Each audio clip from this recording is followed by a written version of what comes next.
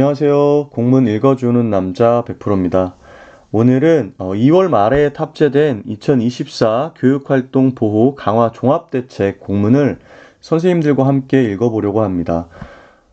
교육부나 경기도 차원에서 교권 보호를 위한 업무 매뉴얼이 아직 나오진 않았거든요. 그래서 이 공문을 보면 이제 앞으로 경기도 교육청에서 선생님들의 교육활동 보호를 위해서 어떠한 노력을 기울이고 장기적으로 이 대책을 마련하고 있는지 우리가 살펴볼 수 있겠다는 생각이 들었습니다.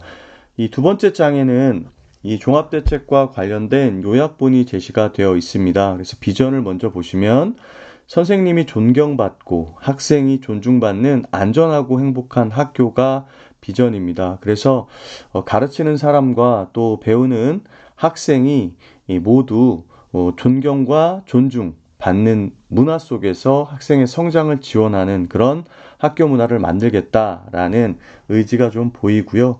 목표를 보시면 교권 존중 및 교원의 교육활동 보호라고 이렇게 명시를 해두었습니다. 추진 전략 및 과제는 크게 세 부분으로 나누어져 있는데요. 첫 번째는 교육활동 보호를 위한 법령 개정입니다.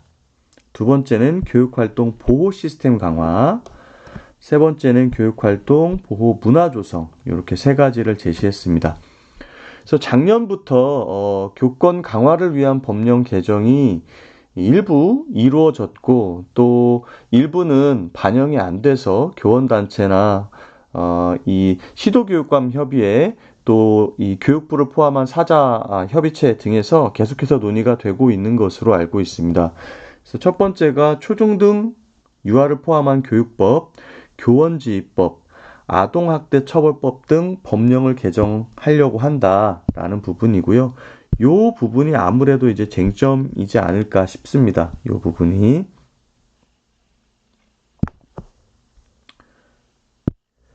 네, 그리고 두 번째는 교육활동 보호 및 교육활동 침해 대응 지원 강화를 위한 조례 재개정. 그래서 뒷부분에 나오지만 교권 보호를 위한 조례가 재개정되는 부분으로 제시가 되어 있었습니다. 두 번째, 교육활동 보호 시스템 강화 같은 경우에는 이제 작년부터 경기도에서 선제적으로 마련이 되었는데 있던 제도를 일부 확대되기도 하고요. 또 없던 것들을 새롭게 지원하는 체계로 이렇게 이 교육 정책들을 제시하고 있습니다. 첫 번째가 경기 교권보호지원센터 및 2024년 교원보호공제 보장 내역 확대를 운영하겠다. 그래서 교권보호지원센터를 7개를 추가하잖아요. 그 부분 뒤에서 살펴볼 거고요. 그다음에 교원보호공제에서 선생님들이 교육활동 중에 일어나는 그런 사안들이 발생했을 때 지원 체계를 더 확대하고 또 교권 침해나 소송과 관련된 부분까지도 이쪽에서 지원될 수 있게끔 정책들을 마련했습니다. 그리고 작년 하반기에 교권보호 한라인 1600-8787 이제 운영되고 있는데요. 이 부분 그리고 SOS 경기교육 법률지원단 운영을 강화하는 부분이 이 두 번째 교육활동 보호 시스템 강화 부분에서 제안이 되어 있습니다.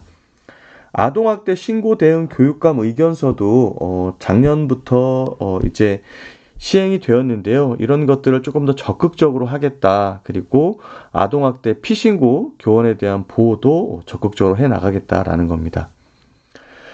작년에 이제 뭐 시범적으로 녹음 녹화 시설을 갖춘 민원 면담실을 설치하고 이 학교 단위의 민원 대응팀, 지원청 단위의 또 이런 민원 대응팀을 구성해서 운영했는데 이런 것들 좀 내실 있게 지원할 수 있도록 정책적으로 이 세밀하게 프로그램을 만들고 학교를 지원하겠다라는 내용 뒤에서 살펴볼 수 있겠습니다.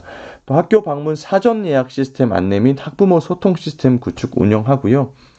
뭐 이런 것들은 사실은 기존에 없던 개념인데 뒤에서 어떤 내용인지 살펴보면 좋을 것 같고 학부모 및 비정기 외부인 출입 강화 우리가 학교에서 이 학부모 폴리스나 혹은 그 학교 지킴이 보안관 선생님들이 있으시잖아요. 그분들을 고용해서 운영하는 시간을 확대하겠다라는 쪽으로 이해하시면 될 것 같습니다.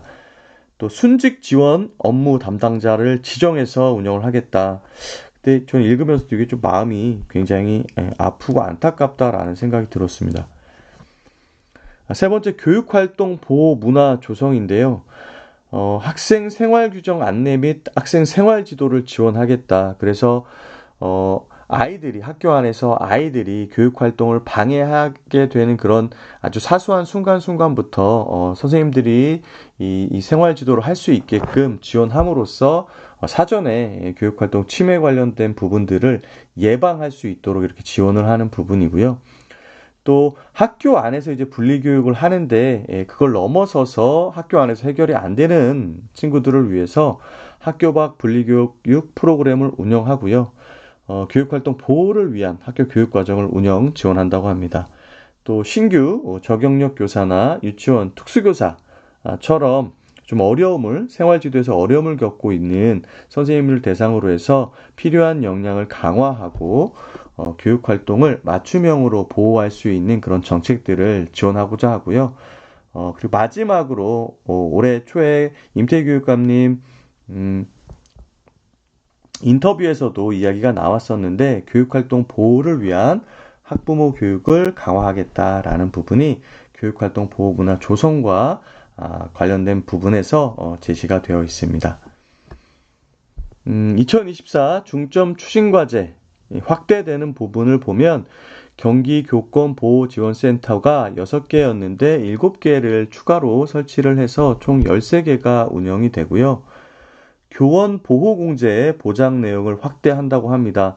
작년에 이제 한 3억 5천만 원 정도 예산이었는데 올해는 예산 자체가 20억 정도로 굉장히 늘었고요. 작년에 변호사 수임과 관련된 그 금액을 지원하는 부분이었다면 올해는 분쟁을 조정하고 또 재물손해비용, 위협 대처 보호 서비스, 위로금 지원 등 그 범위가 굉장히 확대되었습니다. 또 녹음이나 녹화 시설을 갖춘 민원 면담실 운영 작년에 600만 원씩 대략 600교 정도 지원을 했는데 요거에 대한 효율성들을 좀 모니터링하고 그 데이터를 기반으로 단계적으로 확대해 나간다고 합니다.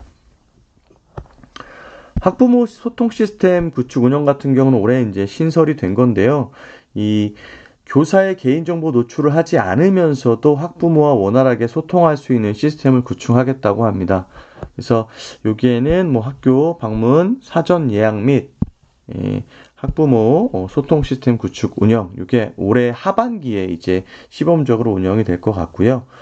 학부모 및 비정기 외부인 출입 관리 강화, 그래서 이 학교 보안관을 기존에 이제 6시간 오전 오후 나눠서 2명을 채용했었다면 이제 3명을 채용해서 정규 교육 과정이 운영되는 모든 시간에 이 보안관님들이 학교에 상주하시면서 이 외부인이 학교로 들어오는 것을 차단할 수 있도록 이렇게 지원하겠다라는 겁니다. 그 교원 순직 지원 업무 담당자를 지정을 해서 이제 본청이나 지역교육지원청에서 순직한 선생님을 대상으로 해서 연금 업무나 혹은 순직과 관련된 재정적인 지원이 이루어질 수 있도록 하겠다라는 내용입니다. 근데 이런 순직이 발생하면 사실 좀 안 되겠죠.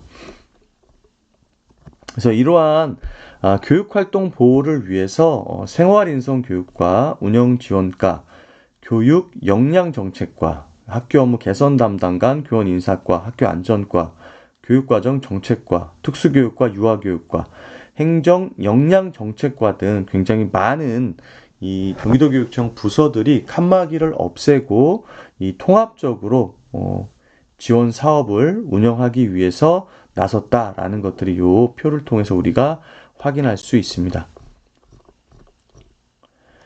추진 배경 및 경과는 간단하게 살펴보면 먼저 추진 배경은 학교 현장 교육활동 침해 만연 및 교육활동 침해 사안이 지속적으로 증가하고 있다. 따라서 이러한 것들을 보더라도 선생님들의 이 교권을 강화하고 교육활동을 보호하기 위한 활동이 필요할 것 같고요. 무분별한 아동학대 신고 등으로 교원의 정당한 교육활동이 위축되고 있는데 이 교원의 정당한 교육 활동이 위축되지 않고 정상적으로 기능할 수 있도록 지원하겠다. 교원의 교육 활동 등 직무 수행에 수반되는 권한을 보호할 필요가 있다. 그래서 이 교육 활동 보호 지원을 위한 법률, 행정, 심리적인 그런 통합적 지원 시스템 강화가 필요하다라는 얘기가 나와 있습니다. 목적은 교육활동 보호 종합대책 추진을 통한 교육활동 보호 시스템을 강화하는 거고요.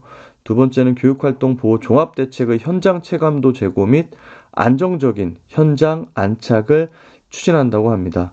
그래서 이러한 것들을 토대로 교육활동 보호 및 학교의 교육력 회복을 위한 실효성 있는, 이거 굉장히 중요하죠. 교육활동 보호 종합대책 현장 안착을 지원하겠다라는 것이 목적입니다. 추진 경과는 이 선생님들께서 나중에 시간 나실 때 살펴보시면 되고요. 교육활동 침해 현황을 보면 작년에 제가 자료를 봤을 때는 초등학교가 굉장히 많았다라고 생각이 되는데 지금 보면 중학교가 1순위예요. 굉장히 높은 비율로 1순위고요. 그 다음에 고등학교, 초등학교 순으로 이렇게 나와 있었고요. 침해 유형별로는 모욕이나 명예훼손, 또 정당한 생활지도 불응, 상해 폭행 순으로 많다. 그래서 요 모욕, 명예훼손이 많았고 중학교가 가장 그 비율이 높았습니다. 그리고 교육활동 보호를 위한 법률, 행정, 심리 상담 및 소송비 지원 건수가 꾸준히 증가하고 있는 추세고요. 작년 처음 도입된 아동학대 신고 대응 교육감 의견서 제출 같은 경우에도 무려 72%가 이 신고가 된 전체 사안 중에서 72%가 정당한 생활 지도였다. 라고 판단이 됐고, 요거는 의견이 없는 게 13건, 요건 좀 판단하기 어렵다라는 것이 5건이었습니다. 그래서 사실 아동학대 신고를 당하는 선생님들이 대부분이 이 혐의 없음으로 끝나는 경우가 많기 때문에 요런 교육감님의 의견서를 토대로 이 수사기관에서 이 부분을 반드시 고려하여 조사하고 판단을 내리는 것은 아주 중요한 변화라고 볼 수 있을 것 같습니다. 비전 및 추진 전략을 보면 요건 아까 읽어봤기 때문에 넘어가도록 하고요. 뭐 추진 절차 보시면 추진단 구성 및 운영을 하겠다. 그리고 실무협의회 구성 및 운영을 하고 절차를 보시면 전략을 수립하고 과제를 확정하고 세부 추진 계획 확정 및 공개, 이행 점검 및 평가 순을 통해서 완료하고 요게 매년 요렇게 한 바퀴씩 돌면서 선생님들의 교육활동 보호를 위한 이 계획이 매년 지속적으로 수립되고 실행될 것으로 보입니다. 추진단 조직도 보면은 이부감님이 단장을 맡으시고 이외에 정책기획관, 융합교육국장, 홍보기획관, 생활인성교육과 이외에 아까 살펴봤지만 다양한 부서들이 통합적으로 선생님들의 교육활동을 보호하기 위해서 참여하고 있다라는 것 알고 계시면 되겠습니다. 부서별 세부 추진 과제는 무려 21개입니다. 참여하는 부서가 10개가 넘기 때문에 저희는 근데 이 크게 3가지 이 과제를 가지고 요 계획서를 머릿속에 넣어주시면 될 것 같은데요. 첫 번째가 교권 강화를 위한 법령을 개정한다. 그리고 교육활동 보호 시스템, 여기에 이제 경기도교육청의 다양한 정책들이 포함이 된 거죠. 그 다음 교육활동 보호 문화를 조성한다. 요 3가지. 자, 다시 한번 교권 강화를 위한 법령을 개정하고요. 교육활동 보호 시스템을 강화하고 교육활동 보호 문화를 조성한다. 이렇게 나와 있습니다. 첫 번째, 3가지 과제 중에서 첫 번째인 교권 강화를 위한 법령 개정과 관련된 부분 살펴보도록 하겠습니다. 첫 번째가 이 법령과 시행령 개정인데요. 초중등 교육법이 일부 개정이 되었습니다. 작년 9월 27일자로 초중등 교육법이 일부 개정이 되어 있는데요. 개정 이유 및 이 주요 내용을 보면 보호자가 교직원 또는 다른 학생의 인권을 침해하는 행위를 금지하고 보호자에게 교원과 학교의 판단을 존중하며 교육활동이 원활히 이루어질 수 있도록 적극 협조하도록 의무를 부여하고 교장이 민원 처리를 책임지도록 하며 교원의 정당한 학생 생활 지도에 대해서는 아동복지법에 따른 금지 행위로 보지 않도록 한다. 그래서 가장 중요한 것은 이 부분일 것 같고요. 학부모의 책임 부분을 분명하게 했다라는 것이 이 개정의 가장 방점인 것 같습니다. 그리고 이 교원의 개인정보와 관련해서 이 전화번호나 이런 것들, 그리고 특히 이제 업무 시간 이외에 선생님들에게 연락하는 일들이 발생하지 않도록 그러한 것들이 법령으로 보장되도록 개정이 되었다. 그리고 이와 비슷하게 유아교육법도 이 유치원 선생님들과 원장님들과 관련된 부분들이 초중등 교육법에 준해서 개정이 되었다는 부분 알고 계시면 될 것 같습니다. 두 번째는 교원의 지위 향상 및 교육활동 보호를 위한 특별법이 개정이 되었는데요. 교육활동 침해 행위 유형을 공무집행 방해죄, 무고죄를 포함한 일반 형사범죄와 악성 민원까지 확대하고요. 가해자와 피해 교원의 즉시 분리 및 교원 보호를 위한 공제사업의 실시 근거를 마련하는 등 피해 교원에 대한 지원을 강화하는 형태로 개정을 했습니다. 특히 이제 올해 3월 28일자로 학교에 있는 교권보호위원회를 지원청으로 이제 이관하는 작업이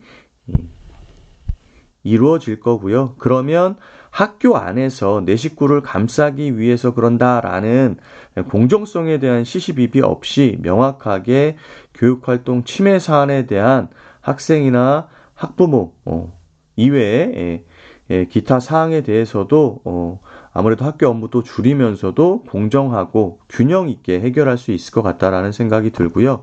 두 번째는 직위 해제와 관련된 부분들이 이제 일반적으로 수사 개시 통보가 오면 직위 해제를 내리고서 시작을 했는데 그럴 경우 그 해당 교원이 이 수사를 받고 소송이 진행되는 동안 굉장히 고통스러울 수밖에 없어요. 행재정적으로. 그래서 이러한 것들을 명확하게 얘가 아동학대 혐의가 있는지 없는지를 살펴보고 직위 해제를 함부로 하지 않게끔 하는 방향이 여기에 주요 변화 방향이라고 보시면 될 것 같습니다. 또 세 번째는 아동학대 범죄의 처벌 등에 관한 특례법인데요. 이 교사들의 정당한 생활 지도를 아동학대로 보지 말아달라는 요구가 사실은 있었습니다. 근데 이게 법령상의 반영은 아직 안 됐고요. 다만 이 교육감님께서 요 신고가 들어왔을 때 이제 의견서를 제출하는 것을 이 수사기관에서 수사하거나 어떤 결정을 내릴 때 반드시 참고하게끔 하게 되는 부분이 개정이 되었습니다. 근데 차츰차츰 이런 부분들은 좋은 쪽으로 변화가 생길 거라고 보입니다. 다음은 이제 조례 개정 및 개정과 관련된 부분인데요. 경기도교육청 교원의 교권과 교육활동 보호에 관한 조례 개정입니다. 그래서 작년 10월 달에 일부 개정이 되었고요. 주요 내용을 보면 학생의 책무에 대해서 다른 학생의 학습권을 보장하는 내용을 추가했고요. 궁극적으로는 모든 학생의 학습권을 보장하기 위한 것이다 라는 전제를 깔고 있습니다. 두 번째는 학생 분리교육인데요. 교원의 교육활동 보호에 교육활동 침해 학생에 대해서 단계별 교실 분리, 외부 위탁 교육을 실시할 수 있게끔 이제 조례를 제정했습니다. 그래서 아마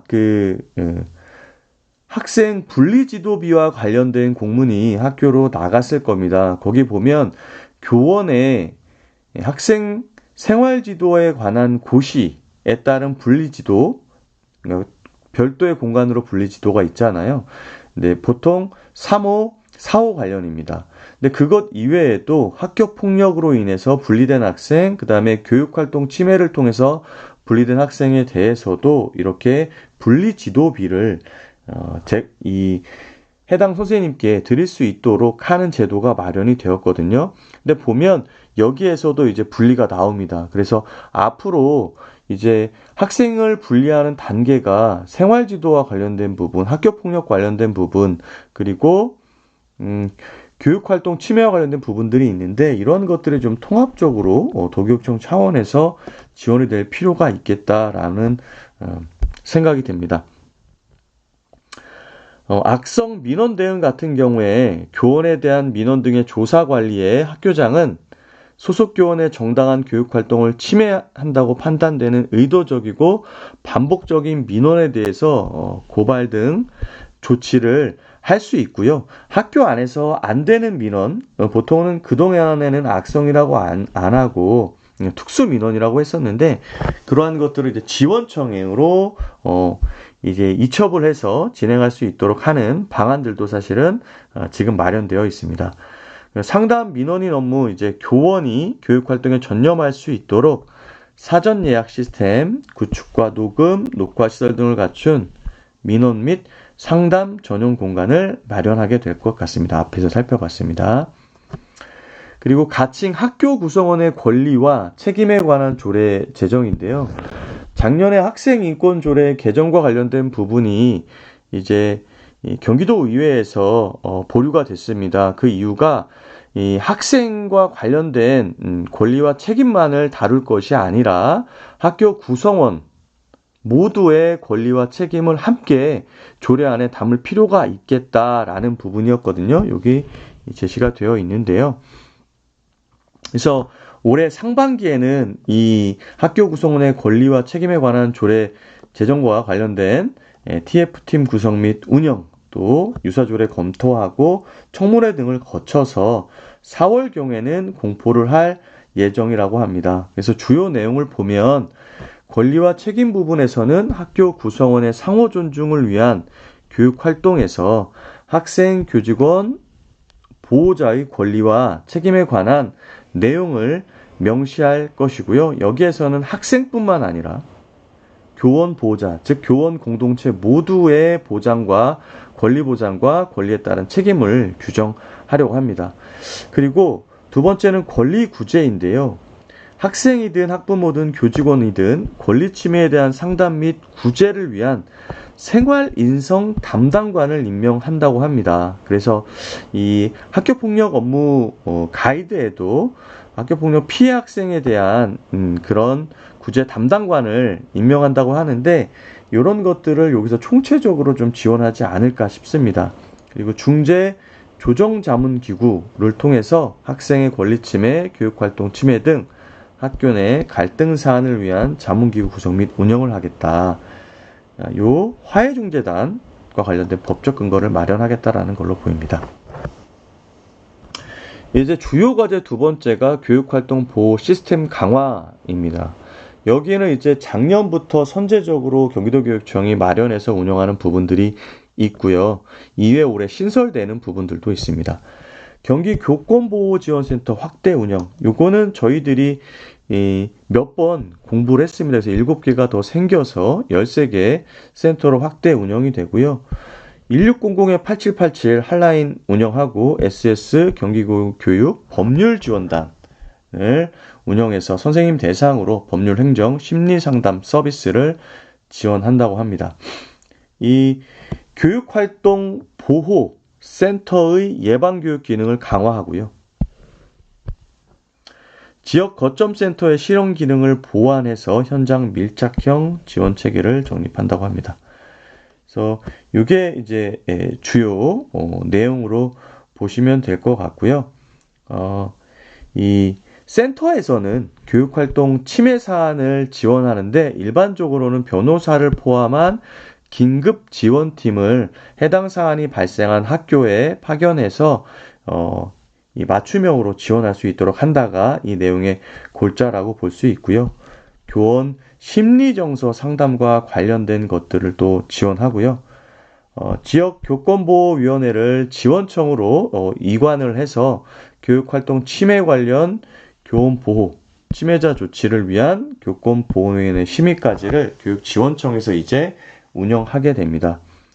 이외 교원 마음회복 프로그램 운영을 통해서 상처받은 선생님들의 심리를 치유하는 마음회복 프로그램도 운영한다고 합니다. 자, 두 번째는 교원 보호공제, 사업 보장 내역을 확대한다고 합니다. 작년에 3억 5천이었는데 20억으로 무려 한 대여섯 배 정도 증가를 했습니다. 근데 이게 예산만 늘린 것이 아니라 작년에 그러한 지원을 요청한 선생님들이 많았기 때문입니다. 그래서 이 배상 책임 공제 부분을 보면 수업이나 학생 상담 및 학생 지도 감독 등 교원의 업무 수행으로 발생한 우연한 사고에 대해서 배상 청구가 제기된 사안의 법률적 손해배상 책임 비용을 보상한다고 합니다. 이 고소를 당했을 경우에는 변호사 수임료를 선 지급하고요. 이 분쟁 조정과 관련된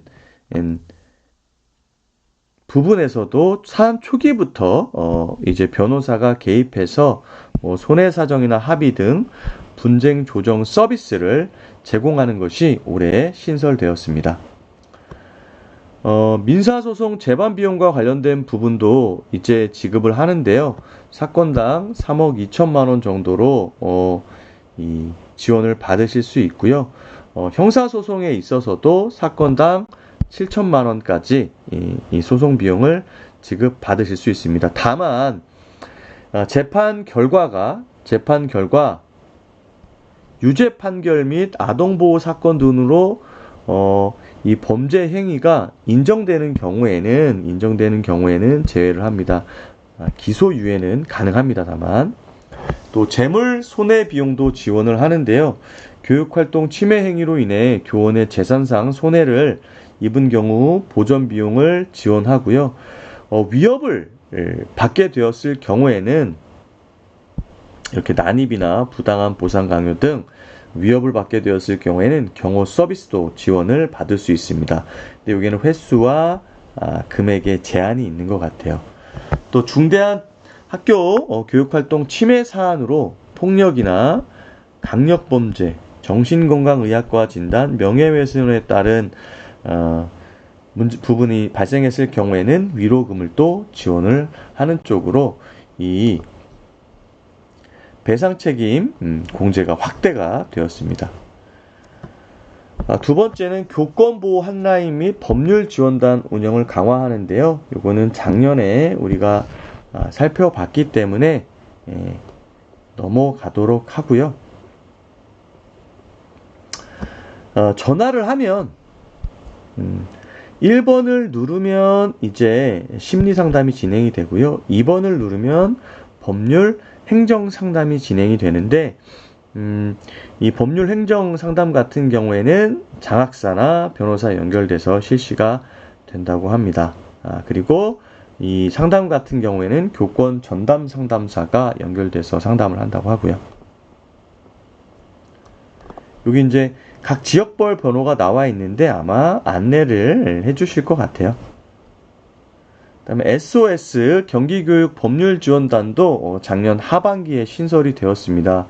그래서 이거는 신속한 법률 지원을 위해서 도교육청 교권 전담 변호사, 그 다음에 지역 교권보호센터 전담 변호사, 고문 변호사 등으로 구성된 법률 지원단이 이제 법률적으로 어려움을 겪고 있는 소송이나 이런 것들로 인해서 아동학대 신고 등으로 인해서 수사 개시가 되었거나 하는 경우에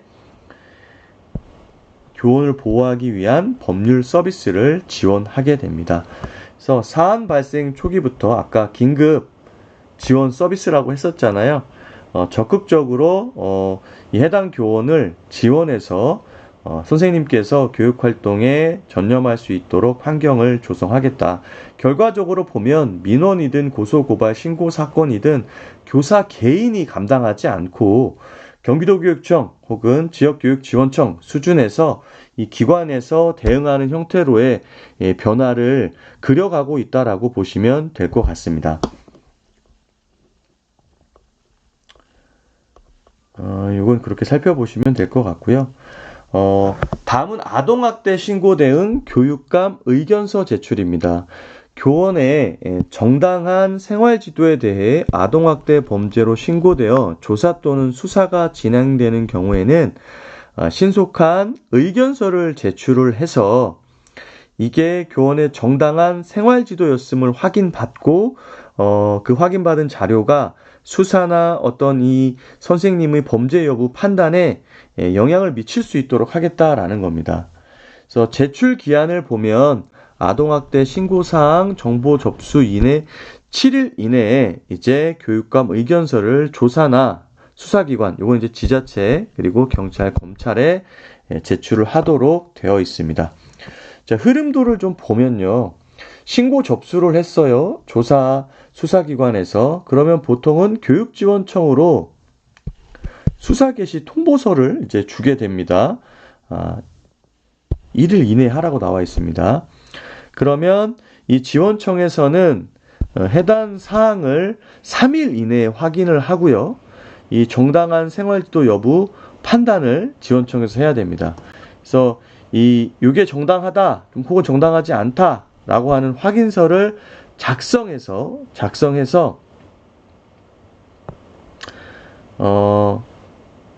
도교육청으로 이제 발송을 하면 이 도교육청에서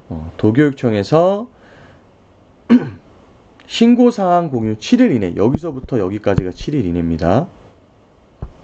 정당한 생활지도 여부 확인 및 교육청에서 조사 수사기관으로 교육감 의견서를 통보하고 이 조사 수사기관에서는 조사 수사 시 교육감 의견서를 참고하는 것을 의무로 이렇게 명시를 해뒀습니다. 다음 아동학대 피신고 교원 보호 방안을 마련하겠다라는 부분입니다. 여기에서 핵심은 이 수사 개시 통보를 받은 선생님들에 대해서 직위해제 여부를 기존에는 수사 개시 통보만 오면은 학생과 분리를 해야 되니까 직위해제를 바로 했었는데 이젠 요거를 신중하게 검토해서 하겠다는 겁니다. 그래서 보면 주요 내용은 직위해제 신중검토 절차 안내 및 컨설팅을 실시하겠다라는 거고요. 아동학대 피신고 교원 발생 시에는 교육지원청과 유기적 협력을 통해서 모니터링 및 컨설팅을 실시할 수 있도록 하겠다. 직위해제 절차를 좀 보겠습니다. 학교 인사자문위원회에서 직위해제 필요성 및 적절성을 검토합니다. 관련 학생 및 교원 개인 정보 보호 철저히 하고요. 객관적 자료 기반으로 사안을 검토하고 직위해제 필요성을 검토합니다. 그러니까 여기서 중요한 건 이걸 것 같아요. 아동학대 신고가 들어왔을 때 이게 아동학대인가 아니면 정당한 생활지도였는가를 잘 판단을 해야 될 것 같아요. 그래서 학교 차원에서 정당한 생활지도다라고 판단을 했으면 그 의견서를 이제 전달을 해야 되겠죠. 교육지원청에. 직위해제 인사발령 및 추후 관리, 사안 및 직위해제 필요성을 신중하게 검토를 하고요. 사안 지속 모니터링을 통한 피신고 교원을 지원하고 관련 사안 지속 검증한다 이렇게 나와 있는데 만약에 정당하다 그러면 직위해제를 하실 필요가 없을 수도 있을 것 같아요. 근데 만약에 이제 좀 애매한 경우라면 일단은 뭐 분리를 해야 되니까 직위해제를 해야 되겠죠. 직위해제를 하고 지속적으로 이 이제 수사가 이루어지는 것들을 모니터링해서 이 피해 교원을 지원하겠다는 거죠. 가급적이면 직위해제를 취소 처리하는 거죠. 작년에 이제 앞에 추진경과 부분 보면 작년에 직위해제 했던 부분을 취소했던 내용이 좀 나옵니다. 그래서 지속적으로 수사 상태를 좀 모니터링하면서 빠른 시일 내에 이런 것들을 정상적인 경우라면 취소할 수 있도록 하겠다라는 부분으로 이해하시면 될 것 같아요. 민원 대응 시스템 운영 및 출입 관리 강화. 작년부터 이제 민원 대응팀은 구성을 해서 운영하고 있습니다. 그래서 학교 단위에서 개인이 감당하는 것이 아니라 민원 대응팀이 담당하도록 되어 있는데 선생님께서 한번 댓글을 달아주시면 좋을 것 같아요. 솔직히 이게 민원 대응팀이 이제 교장 선생님 그리고 뭐 실무사님, 행정실장님 이런 체제로 구성이 되었는지도 조금 의문이고요. 그 대응팀 자체에 이제 각 부장, 보직교사들이 좀 들어가지 않았을까 싶고, 그 다음에 학교로 민원이 전화가 왔을 때 과연 행정실이나 실무사 수준은 실무사 선생님들 수준에서 이제 이게 종료가 될 것인가, 아니면 다이렉트로 바로 담임 선생님 연결을 해주실 건가, 이런 것들을 작년 하반기에 한번 경험 있으신 선생님들께서는 댓글 한번 달아주시면 좋겠습니다. 제 생각에는 요거와 관련된 계획들은 잘 수립이 됐지만 학교 단위에서 계획과는 다른 형태로 운영되는 게 굉장히 많은 것 같아요. 그래서 경기도교육청에서는 그러한 부분에 대한 모니터링, 전수조사 이런 것들을 할 필요가 있을 것 같아요. 계획 잘 세웠지만 그런 것들이 실제로 학교 현장에서 구현될 때는 계획과는 좀 거리가 멀게 되는 경우가 많거든요. 그래서 이렇게 교사가 민원을 직접 응대하지 않고 기관이 대응하는 체제로 한다, 라고 되어 있는데 과연 그럴까라는 의문이 좀 들고요. 일단은 문건상에는 유선 전화가 온다. 그러면 민원 대응팀에서 접수 배분 업무 처리를 한다. 그래서 단순 협조 민원이면 민원 대응팀이 추후에 다시 사안을 알아보고 전화하고 담당 교직원이 전화를 주고요. 교권 보호와 관련된다. 그러면 이제 외부 전문가나 이제 아까 말씀드렸던 특수 민원이나 그렇다면 외부 전문가를 활용하거나 교육지원청의 통합 민원 대응팀으로 이첩을 시켜서 진행을 해야 되겠죠. 그래서 보면 민원 대응팀 구성이 학교장, 교감, 행정실장, 민원 담당자, 그리고 외부 전문가 이렇게 구성이 되어 있는데 학교에서 과연 이렇게 구성이 되었을까 좀 궁금하고요. 이분들이 해야 되는 역할은 교사와 직접 통화를 원하는 유선 전화를 대응하는 건데 이게 과연 요 차원에서 끝나는 것이냐 아니면 요새도 이렇게 선생님께 바로 전화를 돌려주는 경우가 많을 것이냐 이런 것들이 조금 확인이 되어야 될 것 같아요. 그리고 교육지원청에서는 통합 민원팀을 설치해서 뭐 부서장, 팀장, 변호사, 상담사 등 전문 인력을 포함해서 5에서 10명으로 하는데 사실 이런 부분은 변호사 부분은 사실 굉장히 어렵죠. 어려운 부분입니다. 그래서 학교에서 이관된 민원을 처리하도록 되어 있습니다. 녹음 녹화 시설을 갖춘 민원 면담실을 작년에 앞에서 살펴봤지만 597개를 교당 600만 원 지원해서 편성을 했고요. 그래서 그런 것들이 좀 운영되고 있는데 올해는 이런 시범학교 운영의 효과를 분석하고 모니터링을 통해서 단계적으로 확대하겠다라는 부분만 알고 계시면 될 것 같고, 교육활동 보호 환경 조성을 강화하겠다. 그래서 뭐 녹음 전화기, 호출 장치. 근데 이런 것들을 다 이제 설치를 하려면 사실은 예산이 굉장히 많이 듭니다. 그래서 이러한 예산들이 빨리 확보가 돼야 될 필요가 있어요. 물론 경기도교육청에서도 예산이 나오고 또 학교 기본 운영비에도 이런 것들을 편성하라고 되어 있지만 기존의 기본 운영비 고정적으로 들어가는 것들이 있잖아요. 그래서 갑자기 큰 비용이 드는 것들은 하기가 조금 어려울 수 있으니까 경기도교육청 차원에서 이런 것들 준비할 필요가 있을 것 같고요. 개인정보 공개 제한하고요. 전화 연결을 제한한다. 그래서 전화 연결음에 교육활동 보호와 관련된 부분, 또 수업 중인 교사에게 전화 연결을 제한해야 되는 거. 그러니까 수업 시간이면 아예 그 벨소리에서 그런 것들이 나올 수 있게 하는 거죠. 그래서 보면 예산이 많이 들기 때문에 이렇게 학교 기본 운영비 항목에 선생님들의 교육활동 보호 예산을 반영하도록 되어 있습니다만 이게 쉽지는 않을 거다. 그래서 목적 지정 사업비들이 많이 없어지긴 했지만 이런 것들을 의무로 좀 할 수 있게끔 해야 되지 않을까. 그리고 철저하게 그러한 것들이 지켜지고 있는가를 살펴볼 필요가 있다. 학교 방문 사전 예약 시스템 운영 안내.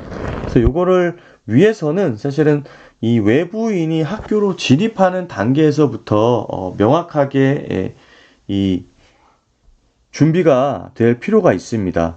그래서 방향을 좀 보면 신학기부터 학부모 소통 시스템 구축 전까지 요거 지금 올해 하고 있는데 학교별 방문 예약 시스템을 활용하고요.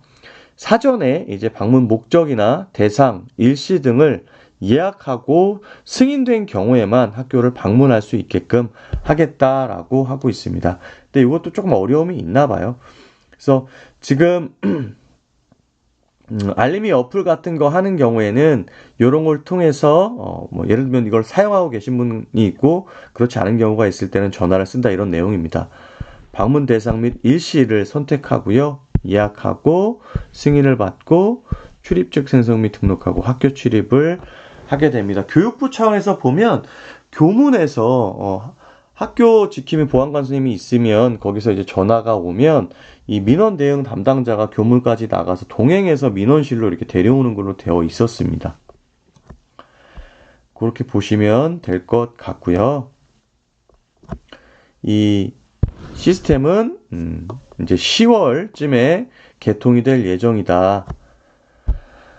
그리고 학부모 소통 시스템 구축 운영을 한다고 합니다. 그래서 이거는 교직원 개인 휴대전화 노출 및 직접 통화 예방 등 교직원 교육활동 보호를 위한 학부모 시스템 구축을 운영한다 그래요. 그래서 단순 반복 문의에 대한 AI 챗봇 답변으로 교직원의 단순 문의 전화 직접 응대를 예방하고요.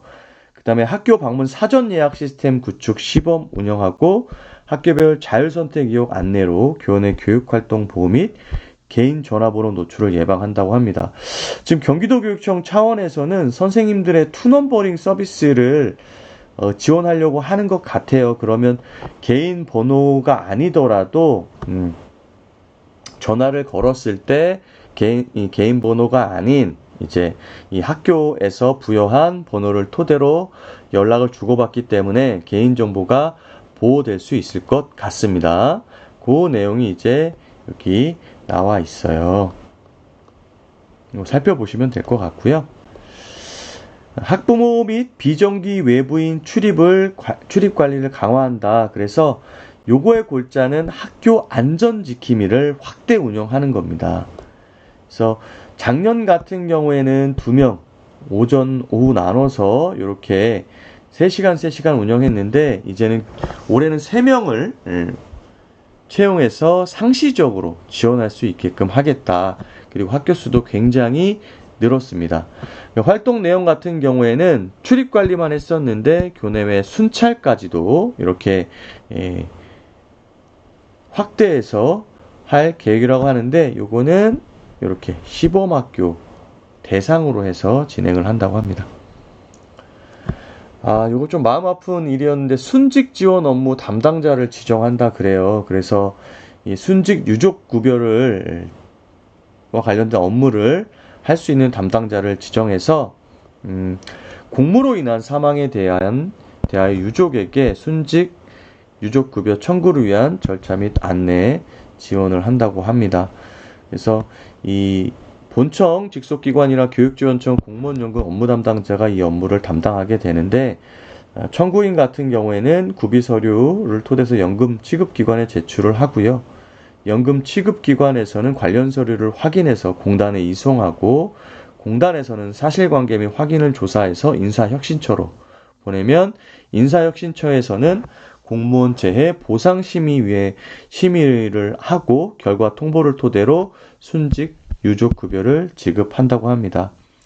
그래서 순직 유족급여란 공무원이 공무상 부상 또는 질병으로 인해서 재직 중에 사망하거나 퇴직 후 그 질병 또는 부상으로 사망한 때 지급하는 급여라고 하는데 굉장히 순직이라는 말만 들어도 마음이 조금 아프더라고요. 이런 일이 없기를 희망하고 저 업무 담당자가 업무가 없어서 아주 즐겁게 생활하시길 한번 바라봅니다. 마지막 과제가 이제 교육활동 보호문화 조성입니다. 교원의 학생 생활지도 지원인데요. 학생 생활규정 안내 및 학생 생활지도 지원한다. 결국에는 뭐냐면 교육활동 침해가 일어나기 전에 예방활동을 강조하고 있는 겁니다.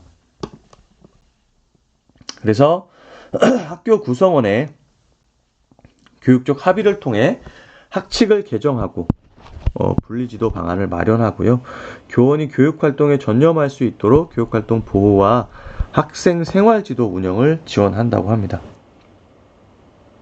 그래서 작년에 교원의 학생 생활지도에 관한 고시에 따라서 요게 이제 분리 1, 2호였고요. 요게 3호의 가항, 그리고 3호의 나항 같은 경우에는 요건 이제 여기 복도 수준이었잖아요. 나항 같은 경우에 별도 공간으로 분리였고 4호 조치까지. 근데 요게 안 될 경우에는 보호자에게 인계해서 가정학습을 하게 하는 거죠. 근데 이제 요걸 넘어서서 경기도 교육청에서는 이제 공유학교와 전문기관을 토대로 해서 이제 학교 안에서 해결이 어려운 학생들, 그리고 특별교육이나 상담 등 심리정서 지원이 필요할 경우에는 이렇게 인성교육 공유학교 특화 모델이나 기본 생활습관을 함양할 수 있는 이 공유학교의 학생을 분리해서 그 기간에 출석은 인정해 주면서도 교육을 받을 수 있게끔, 그리고 포천 인성교육위원회에 위탁을 해서 심리검사, 학생학 부모 상담, 심성훈련, 관계 향상 등을 지원하는데, 이런 것들은 이제 학생과 학부모 동의를 통해서 지원을 합니다. 지원청마다도 이런 분리교육 장소를 지정을 해서 운영하는 것으로 알고 있습니다. 그래서 숙박을 하는 경우도 있고 집에서 왔다 갔다 하는 경우도 있는 것으로 알고 있으니까 해당 지역과 관련해서 한번 알아보시면 좋을 겁니다. 또 학생 생활 지도를 위한 학생 생활교육 운영 우수 사례 등을 안내하고요. 여기 나와 있는 것처럼 학생 생활 규정 매뉴얼 개정 보급, 이건 이미 이제 나와 있습니다. 그리고 학생 생활 교육 운영 우수 사례를 발굴해서 공유 및 확산하고요. 학생 생활 지도 도움 자료를 보급한다고 합니다. 그래서 이 도움 자료 같은 경우에는 주요 학생 지도 상황에 대해서 지도 방법, 유의점 등을 특히 이제 적용력 교원 분들에게 안내를 할 수 있게 한다고 하는데요. 한 상황이 한 100개 정도 나온다고 합니다. 저도 나오면 좀 읽어보고 중요한 것들은 선생님들과 공유를 하도록 하겠습니다. 학교 밖 분리교육 프로그램을 운영한다. 이제 교육역량 정책과에서 지원하는 것 같은데요. 경기도교육청 인성교육원 학생 분리교육 운영하고요. 공유학계 연계해서 학생 분리교육 운영 지원한다. 그래서 아까 앞서 살펴봤던 내용들이 나오고 있는 것 같습니다. 이거는 좀 읽어보시면 될 것 같고, 교육활동 보호를 위한 학교 교육과정을 운영하겠다. 그래서 모든 학생의 학습권을 보호하기 위한 학습 지원을 강화한다. 중요한 거는 모든 학생의 학습권을 보호하기 위한다라는 거죠. 그래서 학생의 인권과 교권의 조화로운 수업 문화를 조성하고요. 학교별 여건과 상황을 고려한 분리교육 학생 대체학습 제공 방안을 마련한다고 합니다. 사실 이제 분리교육을 할 때 이게 제일 문제예요. 대체학습이. 예를 들면 이 교원의 학생 생활지도와 관련된 분리지도를 한다고 했을 때 수업 중에 이 아이가 이제 별도 공간으로 나오게 되잖아요. 근데 선생님은 수업을 하고 있는 중간이기 때문에 이 아이한테 수업 자료를 챙겨주다 보면 교실 안에 있는 다른 학생들이 좀 피해를 보게 돼요. 왜냐하면 그걸 챙겨줘야 되는 시간이 소비되니까. 그러니까 그러한 것들에 대해서 어떻게 할 것인가. 또 이 학교폭력 사안이 발생했을 때 이제 24시간 안에 가해 관련, 피해 관련 학생을 분리를 해야 되잖아요. 그럴 경우에 이제 예를 들면 7일 이내인데 일주일치, 뭐 주말 포함한다고 하면 5일치 제일 길게 했을 때 그 교육 활동을 대체할 수 있는 학습을 뭘로 할 것인가를 준비하기가 쉽지가 않습니다. 그래서 이러한 것들을 도교육청 차원에서 학년별, 학교급별로 안내를 해서 준다면 굉장히 학교에서는 편리하게 사용할 수 있을 것 같습니다. 그래서 요 대체학습과 관련돼서 이러한 뭐 온라인 플랫폼, 뭐 우리가 계속 얘기하지만 하이러닝을 활용한다든가, 이렇게, 그리고 EBS 교과 프로그램, 또 초등 온배움 교실, 경기 이학습터, 뭐 디지털 교과서, 에듀넷 티클리어를 활용한 개별 학습 지원, 이렇게 써 있는데 그냥 이렇게 쓰기만 하는 게 아니라 바로 활용할 수 있게끔 이렇게 제공을 해주시면 좋을 것 같다는 생각이 들어요. 그래서 보면 이런 것들을 분리와 관련된 것들을 하고 또 이런 것들을 지도하고 확인을 또 해야 된단 말이죠. 그렇기 때문에 이러한 것들이 학교 안에서 체계적으로 탁탁탁탁 이루어지려면 이 시스템이 좀 있어야 되지 않을까 싶은 생각이 듭니다. 두 번째는 교사 역량 강화 및 교육활동 보호 지원입니다. 이 교육활동 보호를 위한 문화를 만들기 위해서는 이 교사 역량 그리고 교육활동 보호 지원이 필요하겠죠. 특히 여기 나온 것처럼 신규나 저경력 교사와 관련된 역량 강화가 필요한데요. 이 입문기에는 학교의 적응 강화를 위해서 지원을 하고 또 실무 역량 필요한 학교 생활을 하면서 이제 행정 업무가 될 수도 있고 생활 교육이 될 수도 있고 교과 교육이 될 수도 있는데 이러한 것들과 관련된 맞춤형 지원이 사실은 굉장히 필요하다. 그러기 위해서 연수원, 교육지원청, 학교가 연계하여 협업적 성장을 지원하겠다. 그래서 신규 교사 역량 강화 지원을 위한 네트워크 구축 및 프로그램을 운영한다고 하고요. 지금도 뭐 이제 뭐 멘토링도 하고 네트워크도 운영하고 연수도 이 다양하게 운영을 하고 있는데 이러한 것들이 선생님들이 체감할 수 있게끔 좀 더 다양화된 것 같고요. 교직 적응 기간 운영, 그래서 임용 발령 후 6개월간은 아까 말씀드린 멘토링제, 그래서 뭐 수석교사 선생님이 될 수도 있고 아니면 해당 교과 중등 같은 경우는 해당 교과 선생님과 경력이 많은 선생님과 이제 신규 선생님 멘토링을 연결시켜 주는 거죠. 또 정책부서 연수 운영 시 신규 교사 대상 연수 기획 및 참여를 확대하고요. 신규 교사 네트워크 구축을 통한 수업 및 학교 적응 소통 모임을 활성화합니다. 그래서 보시면 신규 교사 직무 연수 운영하는데요. 임용 전에는 신규 교사 직무 연수 표준 교육 과정에서 40시간 하고 임용 후에는 교육지원청, 단위학교, 경기도교육청 연수원, 원격 연수 등 토대로 30시간을 이수한다고 합니다. 근데 아마 임용하고 나면 보통 90시간 정도 이렇게 이수하게끔 되어 있습니다.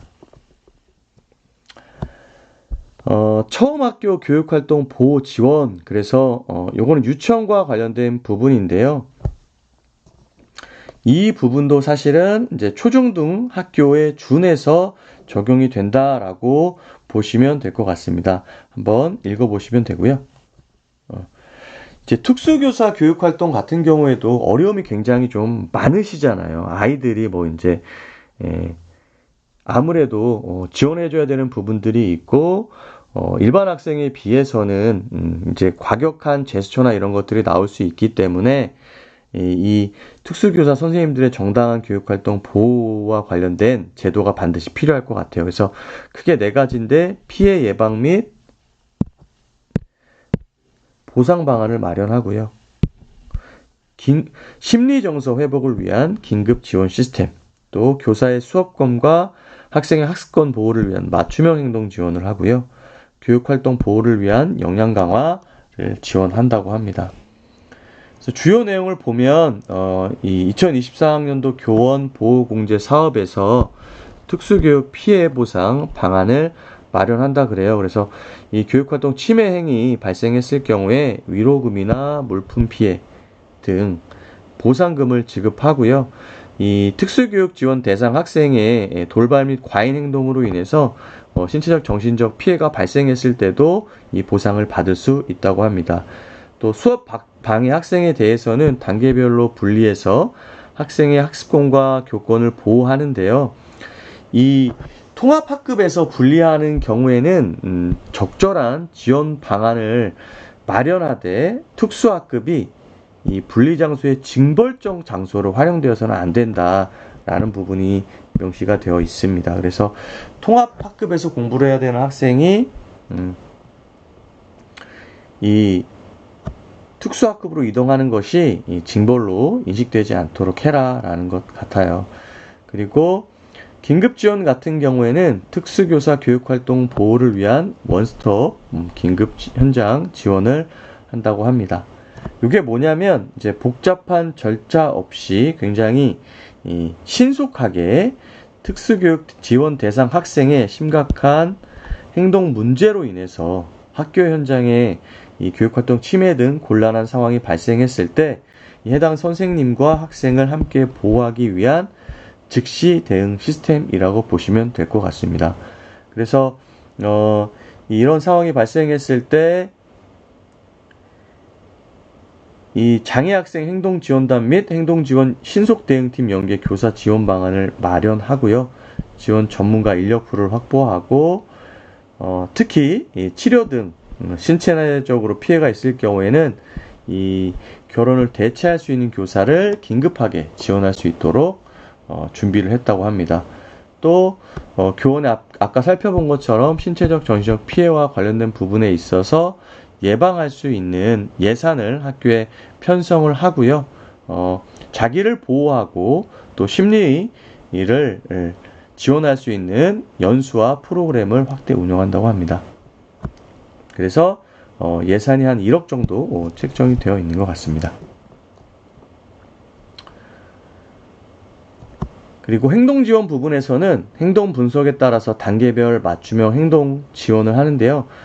예산이 굉장히 꽤 많아요. 그래서 학교 차원에서 이 특수교육 지원 대상 학생에 대한 행동에 따른 지원을 맞춤형으로 지원해 나간다고 하네요. 그래서 1단계는 학교 과정 연계 행동 중재, 2단계는 특수교육 지원센터에서 긍정적 행동 지원단 전문가 연계 지원을 하고요. 3단계는 행동중재센터, 4단계는 사후관리 이렇게 이루어진다고 합니다. 나머지는 한번 살펴보시면 될 것 같고 학부모의 책무성 교육 강화와 관련해서 이게 굉장히 중요하죠. 이 교육활동과 관련된 대부분이 학생과 학부모이기 때문에 교육활동 보호를 위한 학부모 교육을 강화하는데 점진적으로 이런 것을 법제화하겠다는 말씀을 교육감님께서 하셨습니다. 그래서 이 주요 내용을 좀 살펴보면 교육공동체 소통, 관계 개선을 위해서 교육공동체 소통 리더를 양성하고요. 학부모 교육 참여 우수 사례 발굴, 확산을 한다고 합니다.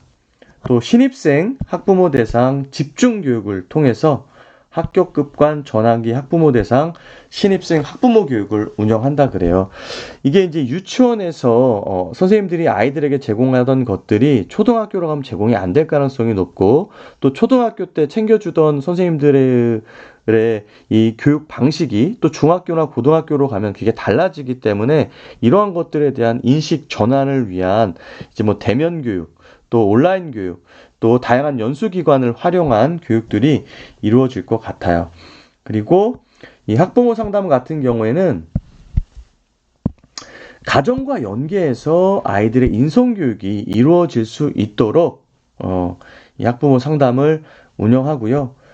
이렇게 요건 학교에서 하는 건데 이외에 학부모 지원센터나 격기 학부모 지원센터 누리집 온라인 상담을 통해서도 이루어질 수 있다고 합니다.